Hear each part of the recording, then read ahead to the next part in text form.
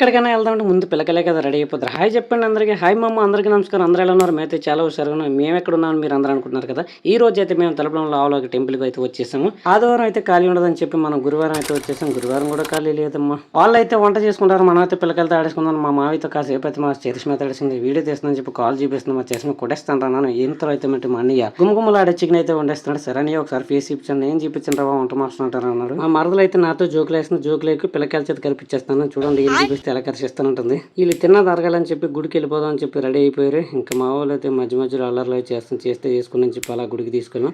అమ్మవారి సైన్ నుంచి తీస్తే ఎలా ఉంటుందని చూసాను. చాలా బాగుందండి.